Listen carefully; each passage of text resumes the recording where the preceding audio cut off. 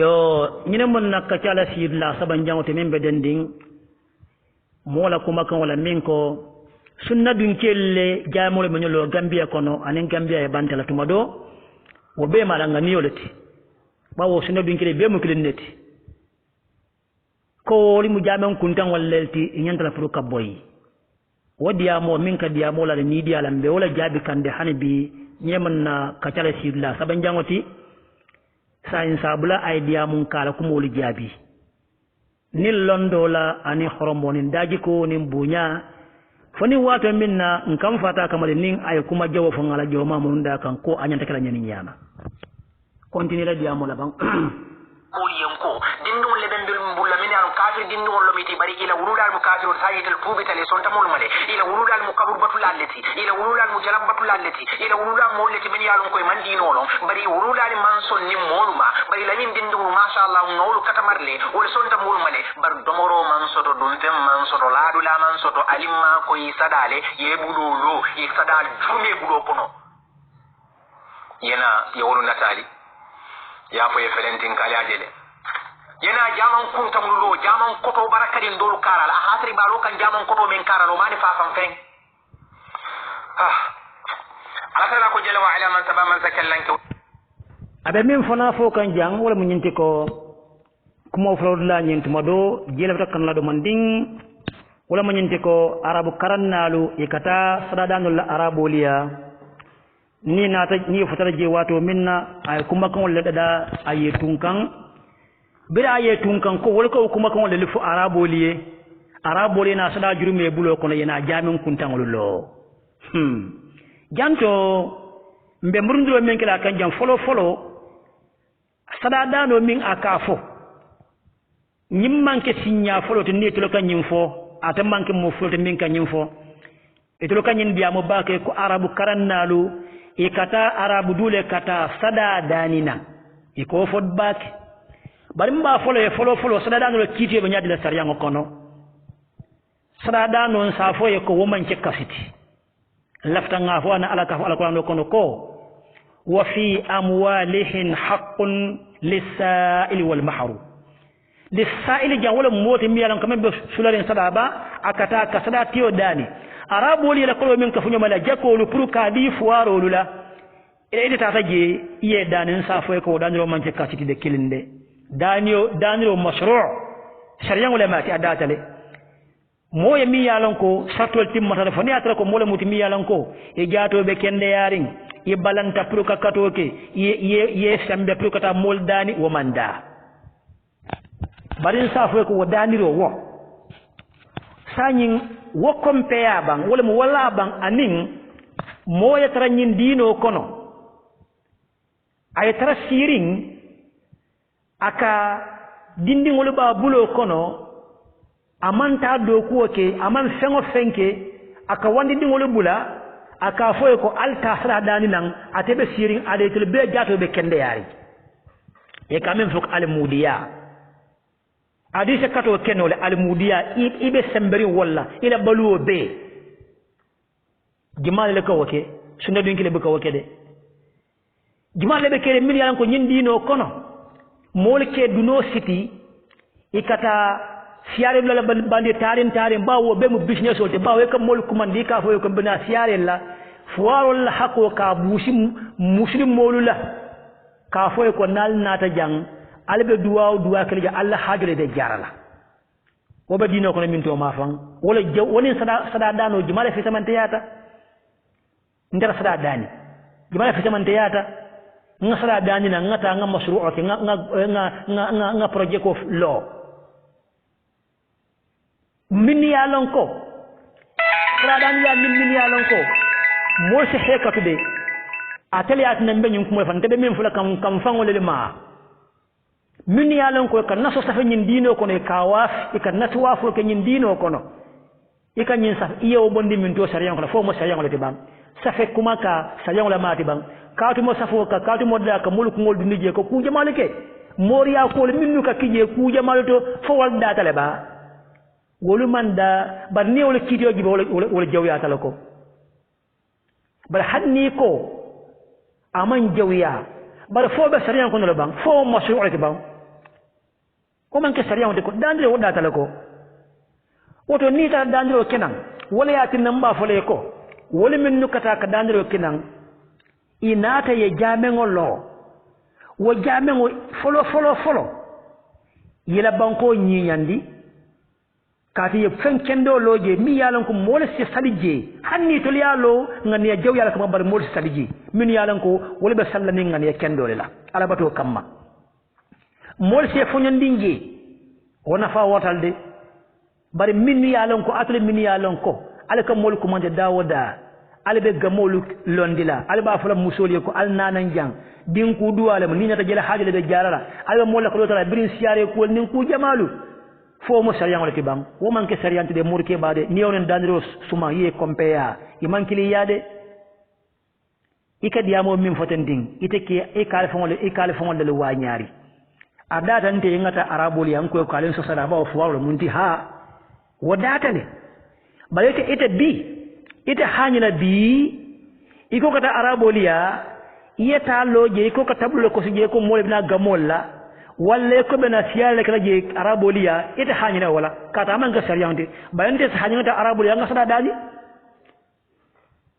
woto wala sabo wol manke kuti be min fokan ila kumol manke lo lati mi ila kumol man sahaya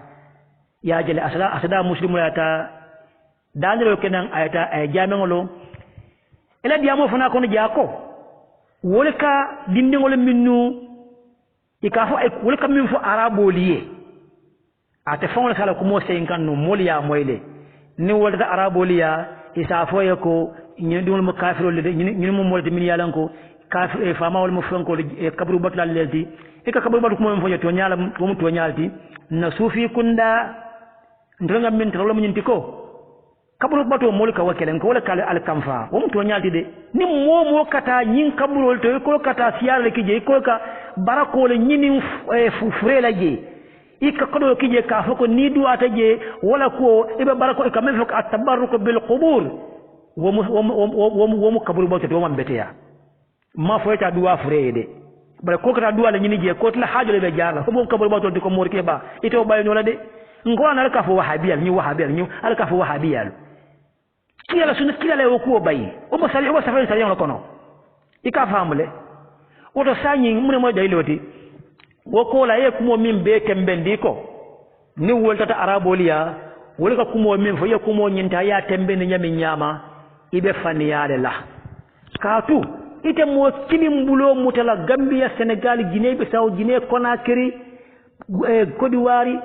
weta fo safo ko muslime du mume be kata fo murtani sunna din ke kindige minnu kata sada danan araboliya ite tata yem mole je mi yalon ko ite kanyum kumoli minnu fotenting amari yow kuma ko nyinta ye be tembendi araboliya ye jumala jawala ibe faniya flo drong ye jumala jawala e mo moje wala ni atre moje mo fo mi yowoke bari atole be min ke kan dino kono ka mol nakar dino kono ka kuma dima fo moliye ko ka mol la haajo le jara minnu ka kuma dima le fo wala ko kuma dima jamal fo de bari ma jete nyimbe tembendi amanke nyaala ka to ni momanta min bete arabol dani la tanyi kuma sifara fo yete taraji mol minnu kata arabol dani kodola inene tajel saladanu la saudi en tajel min ya lonko itani wol manta ka fako ko tanyin kuma sifale le fo nim min tata je fana amari ye kuma foje min mantara je wo man bete ya ndelo ma wolonde ndito fula no balen sa fono ko mostano je min ya lonko ay saladanu ke abe min to tonya aya fako nyim projet karle be mbulu wo bete yata mo se woke bare mo funa sna tano je min ya lonko sunna bin kelu kono ay kumol faminu mantara ke fana be exkenole comme ko womo daji ko te mi yalon ko adama dingol bele be nyama comme ko be min ke kan dino kono albe nendiya kumol fola alba fala mole alna jang ne momo na ta jang ila haaje be jarlal dinku duwa bi jang nyinne nyimbi jang nyin share dulalu imaaje wala ko dulu jurumale bulo kono walla haajol jatawo ila haajol man jarawo sanya alla haaji je bawo alka wala bulo fonyo wala bulo fonyo alka wala nyini woto nyima mo la jiko te mbiyan ko kaake nim momo ka ci karaw karla damen dron en sa foko amam bete ya momo ni be min to yetili bari adam madingo niye moje atata dulata anin ko do nata ita kitila ka fa kari be atata nyin dula kari ay nyinne fo ite o niyo fo def ye fan yalla fo de baratul kam min kan telengo sedi yalla al kam min fo al kam mol kuma nyama nyam pour que Allah game dulata anin siari dulaldo al ka kumol min fo nendiya kumol min fo telengo be sedi yalla continue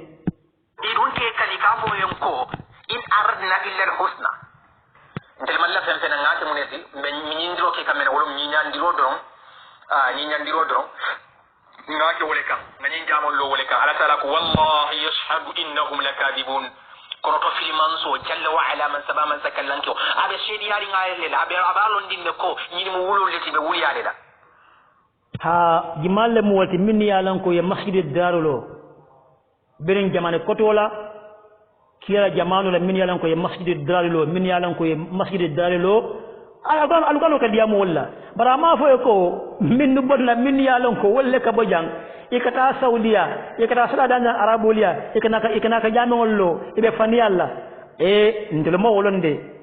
ala ma wo foyede bara sekere modolu ikalo pour nyin kamala ko mbem fala jam mim muto nya ta bawo la programme mo sawtul haqq al islami islam ko mbaka ngoto nya wo fana mo kulte mbiyan ka ko maran ko to ka to nya le balundi tapaleya min ikadiya mala ila bunda molti jang wobe karo bella sunna dun kel tanol molla daji ko le man kiliya lefta kam min fa jawlo mo nyinti ko sunna dun kata jamon kata arabul ya kata ko do nyinnan kana ka jamengolo tonya doli bije ka jamengolo bari niye jamengolo fana ila wa jamelo kono jamelo nya doli bije jamelo la fana ka profito soto jira fana ka gagné do soto jamela kala ala bulnawo membe kala kuru songoti woka soto le nte den ta fono ko nga karle jaka so bar wo sekenole balen sa fa sekenole moyata arabul ya sada dan nanji aha nyindla ko mata bak ay ta sada dan nanji na ta men dron arabul ko diala ta ay kay jamelo bar ko to min to jala jamelo to min to ji afana wakala baluoti asakelo moli yoke bar ni moyo ke fana ndita fa no karle yoke bar wo mariye ku kende barke bawo muni atinna atel ta sala danila atel ta til naka atel kato kije alatna mu ko ka ay jame ngolo pour nyin kam la fnas na faso de ate wo jame ate wo ko min ki jamam barajo so de jede ika famule ate wo ko do min domo ni atro kala ngani o ngende pour nyin kam mala ko abita wo ko do nyene nan pour nyin kam mal naye profilo so jeda men don gagné ya se wodomo tonya mula mata mi yalon kam barajo so to baraay kule ki jam mi yalon kay jamel lo min ke jang ay musimol nafa bak bara be wol nyama ko men fotanda be wol nyama hanjul fon la ala fa fol la jamon la be wol nyama ika jamel lo min fotandin ten wala nam man din kadu ka fu ko jamen bu ka bal lola wo kukri mo me ka fote wasta pale ya kilin wala mo nyinti ko ika ja sate mulla safu ko sawsan na jamengo ñine mankata na jamengo to lafta mu aliyam mako nyinna ñine mankata na jamengo to lafta na jamengo kala tending ñine mankata sate wo bijede sufi kunda na la faliya mun ya tinna kata alimamo fanana la fe molu ifna ka bul nawndum so ko nolde ntule be ngawol no mu kusabate ngol tigo ika fahamule anim fana na jamengo ko mandin ka du isaje ta al-fatiha salatu an-nabi alanga duwa sada bolaliye anko al-fatiha nyaaje be bamma dinga kan jamingol kono sada min ko soje bul newu kan diri binala ko dindingol binala bari ayatra ko sala tariyan kono amanke kafa ko wala mo sada didlati sada ta dino sada ka di jumal lilla minnu hawla ma ya taala bara manke kafa ko kana jamingo kere damma ka sada di jamingo dammato ka fuwarol tuji haniko kafa ko sallalle kana je ko to kafa wala kama kafa ko annana pour ni ko al-fatiha damen dron mol ka sada tamana je hanniye hannatra ko mol min be suwo ko wala le fuwariya bi min de toluti it molena ka sada di tolle to ka balu la balu nyaa soneya ndolla mo findu mandin ka wala bijede ngawala ne wala nani al-fatiha ka ko bambam baka jami'o to safa ko alanga duwa sada bolaliye bari ko min be fotendi o mo la fero lelti min yalan ko pour ka bulna soto o don nin arabu karnal tata arabudu itara je sada dani nan inata ni ye jame ngollo to mun tuta je ya domo wo bele ko me ko alla molu ka minke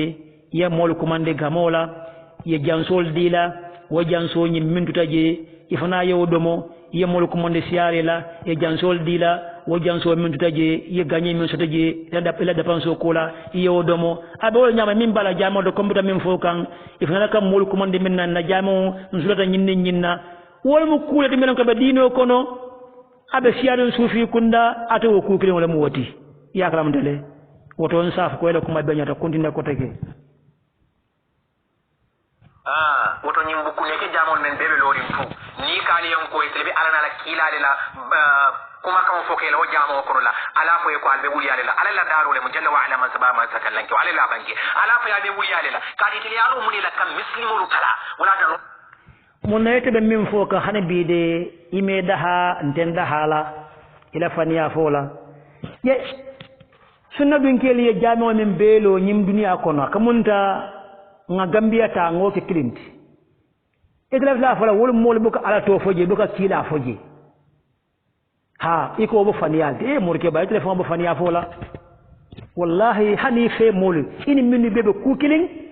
minni be ifasa kay hakilo kono fo la ka fo hakilo kono nyinde nyo ka be faniya fo la jede ngol ko faniya fo bula ka famule minni e jamengolo adama de wala nganiyo ala ya long ala nyaasi nga bajande wala ala nyaasi mi yalan ko kila birabe diamala ko attaqwa ha huna ay sisi le kodi minni la jamengolo ite ko imuka ala foje ka kila foje ka ala kele janin kila ite ya wala fo ile ko mon fan yalati de wala dina famo ni la dina nyata mbite wala ko do bije fan ese min fono tuma do modo bije ite bela jamen oto mbe min fala fana kuma yata bake bawo mbe ka cellan ko kana fadi mollella aka kumol min fo janga sakeno sunna dun keli mo salaje min ya lon ko e jamen lo ibe sate kono inin sate molu mambe yira jamen lo ifanye wo sakeno ada sedano sarto kan wala mun ko ite ka alabatu nyamin ke jamen ko na manke sunno la landiri nyaati min ya jibe ko ite wo bondino la to bulo kono kila ka sali nyami nyama salo kola ka minnu beke aka dino tamande nyami nyama min yalan ka be dending ala ya maro la sunno minti niya moya je ko atlu ko tamande alla jame ngoto adu ala falka ko wala minnu ki atlu ko wala kukutul la tal ko wala final tamande jame do kafring sunno fe rek nal ni mambeng isira jame bodino fayo talo fayo tektuma do ite ka diamo bundale la wosa keno de ngalon ko Allah ta nyinna ko wosotan na mo fi ndule suna dun ken ni itangalo buka beng hadu ni la ini mo la alabatu nyaman kiliya tela jamen lo afa ifa ya comme ko ngafo nyami nyaman ko e ko ala fafo la jamano la mulka kuyale kila jamano la mboto ngodi amo foyele o kuma kini wala ite min fo kan je ite fani ya fola dron ba en ka to nyala nalu kam meta o jaman sifar nyanta boylale hal wahabiya min yanon ko i kun kon kondi ngol ngol dol fa da ko tale kayanta boylale ibun temiya fambo konole al mujassim al musabbih akanyanta burugalal parak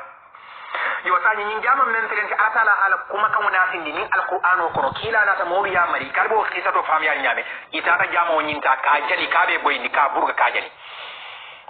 ay ka fam yal sani nyim boko haram jaman men be kerin da'is khawarij wahabiya a jama mu mebe tu ibere la silo bona jande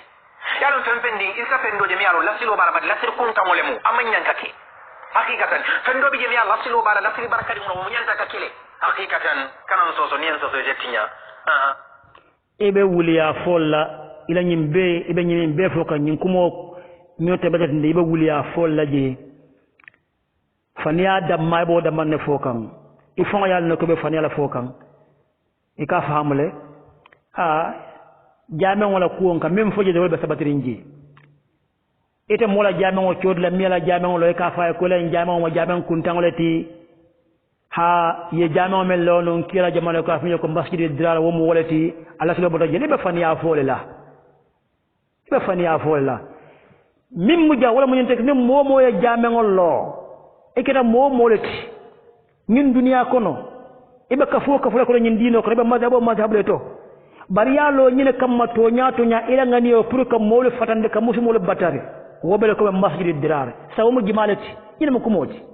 ite kam min fo ni te ko fo nyin do fama ni nyin do fana yo ma wo fo ite ma diamo kacha e nyosa wote banna ika fo nyine nyotumo kenso ngote bolo fo kam e man tara sariyan kuma keso fo kande mo se min moy bari hadaje ko mo nin kam fandri ko mo don e bo wala ke kay majira diamo fo ka fatiya nyani nyama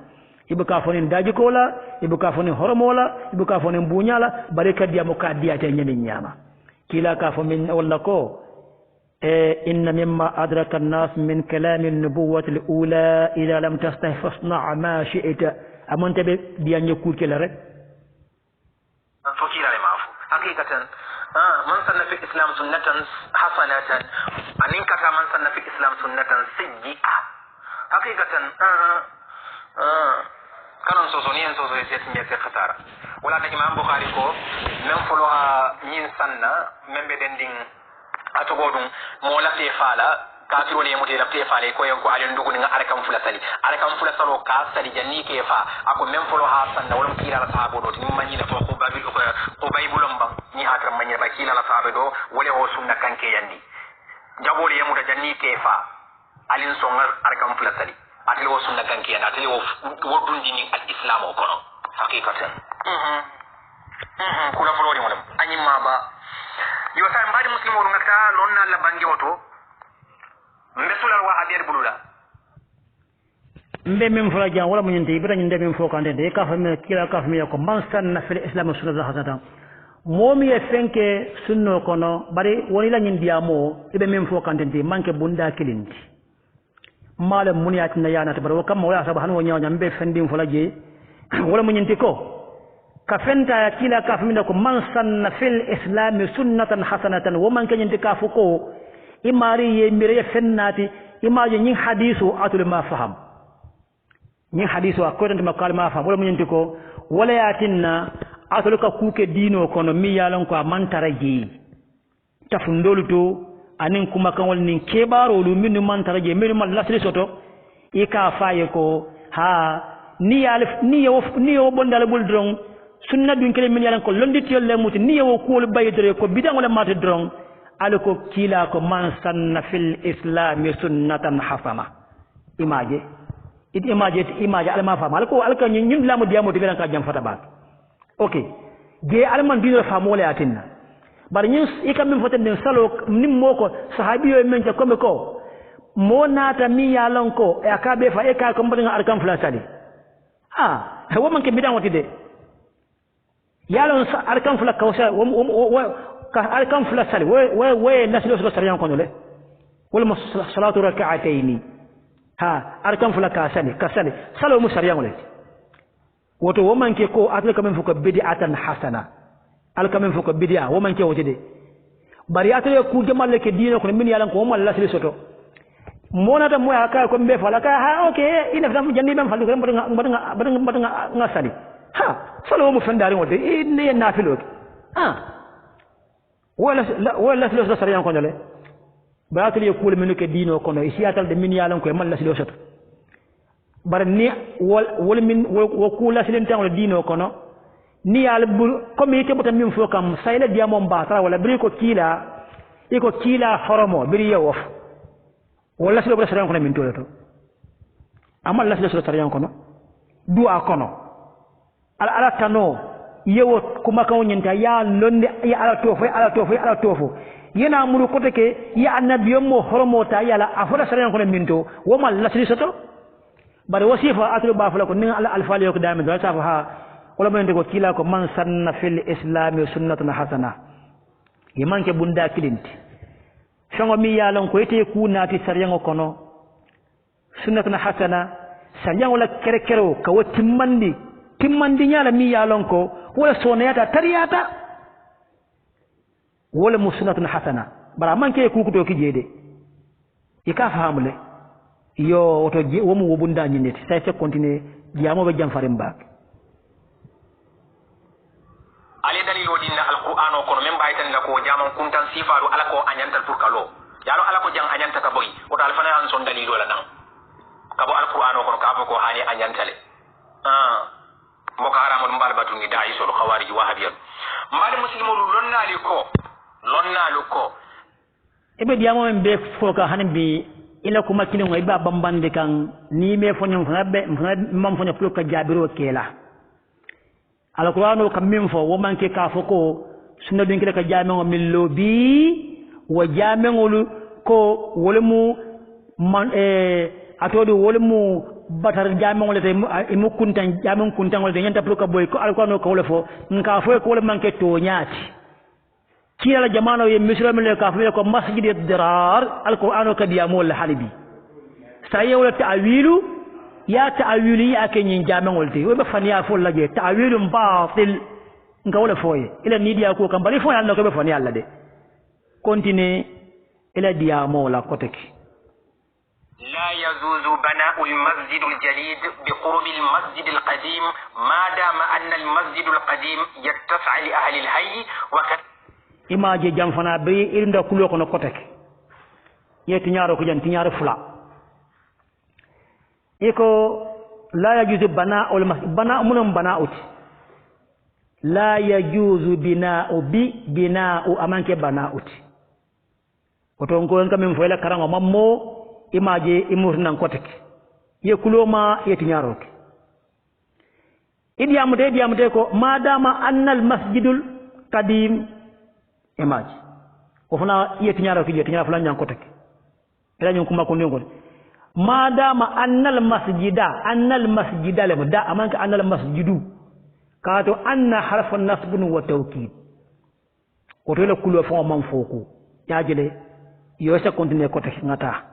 ذلك لا يجوز بناء المسجد الجديد بجوار المسجد القديم حتى لو ضاق المسجد القديم بأهل الحي وإنما المطلوب في هذه الحال العمل على توسعات المسجد القديم وزيادة ما جام فنا كو يتنيار دا كوتك وزيادة على توسعات المسجد القديم توسعات نيادي افولكو توسيع اسكن من ولا التوسيع لا جامو مي بافوكو مو التوسيع اسكن ولت بالتوسعات وانتن والعمل على توسيع المسجد القديم يكافامله ima wo fan wo foku amanke tawassuati de batawsi' alam ikafamle yeti nyara kije ila nyum kuma kundene ko si nya saba koteki nkoye ko ela karango mammo nyame nyama